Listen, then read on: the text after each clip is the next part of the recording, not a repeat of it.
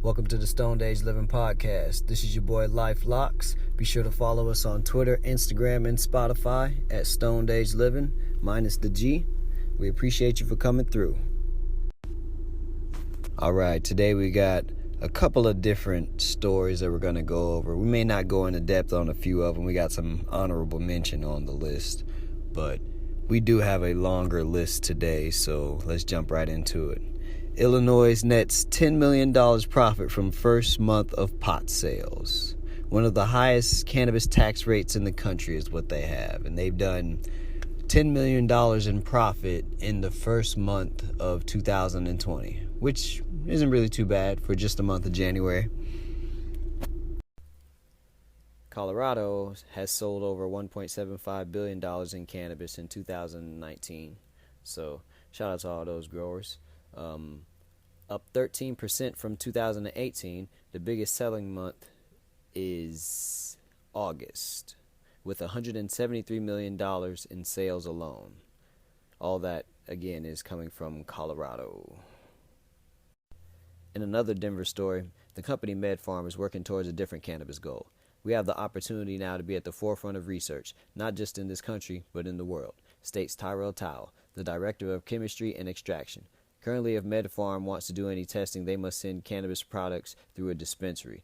Because dispensaries are required to include THC levels in their products' test results, it eliminates the possibility of including a placebo in these trials. By cutting out the middleman, they could go to their customers and subjects directly, allowing more accurate research through randomized clinical trials.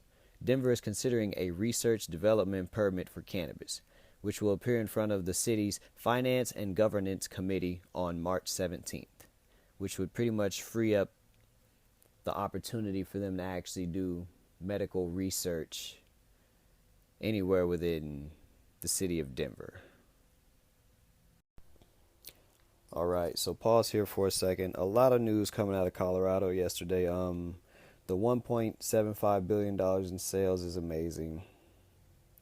For them to do $173 million in just August, that's pretty incredible. But the biggest story definitely, or one of the biggest stories that we have here today, is this research permit for cannabis that they may be deploying in Denver. And this permit will allow a lot of other people to actually do more research so we can provide medical evidence to back up the actual findings and discoveries of cannabis and its healing properties. Now, allowing them to have more randomized clinical trials and not go through dispensaries for their testing is only going to lead to greater leaps and bounds, in my opinion, in research and development of all types of cannabis studies that can be conducted, within Denver under this permit.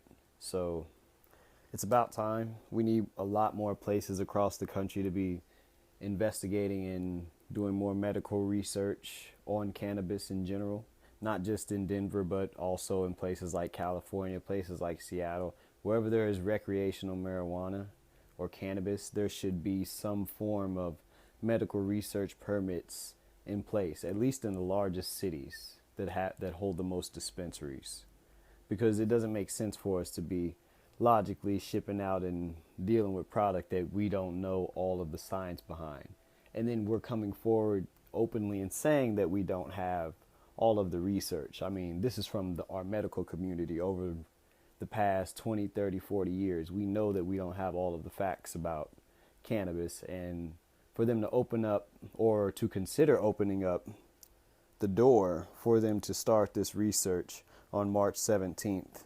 Hopefully it makes it through the committee and they get the permits, and we can start to continue to build upon our knowledge of cannabis itself, because it's only going to better us, and it's only going to better our cannabis use itself as a customer on the back end of it. If we could get the science down better, we're going to in turn get better products at the end from it. So it's going to be great for the industry. It's going to be great for the business. It's going to be great for the customers. It's going to be great for the growers. The whole thing overall is just going to be a mind-opening experience. So, moving forward, we have one more article that we actually want to cover today. Our last story takes us up to Ontario, Canada. A research team at McMaster University has been exploring the hidden antibiotic potential of cannabis. McMaster University researchers have identified an antibacterial compound made by cannabis plants that may serve as a lead for new drug development. Cannabigerol, CBG, is not only antibacterial, but also effective in mice against a resilient family of bacteria known as MRSA. In this study, we investigated 18 commercially available cannabinoids, and they all showed antibiotic activity. Some much more than others, said Eric Brown, professor of biochemistry and biomedical sciences at McMaster. The one we focused on was a non-psychoactive cannabinoid called CBG, as it had the most promising activity. We synthesized that cannabinoid in mass quantity, which gave us sufficient compound to go deep into the research. So, another interesting article, another thing that also could lead up to a few different dilemmas for them up there in Canada also, as I'm not too sure as how freely they can research cannabis even though they've just legalized cannabis in Canada. So, a very interesting story. But the isolation of all of these cannabinoids is definitely probably the key to us unlocking more potential and understanding our own endocannabinoid system, which is the system in your body that it regulates a lot of things from body temperature to hunger to things like that, emotional state.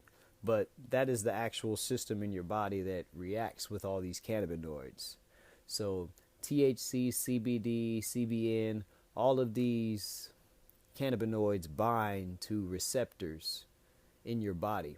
And those receptors are part of that endocannabinoid system, But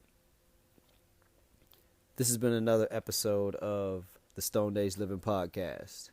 We appreciate you guys for checking in. Be sure to follow us on Instagram, Twitter, and YouTube at Stone Days Living, minus the G. This is your boy LifeLock signing off. Be sure to tune in tomorrow for daily cannabis news.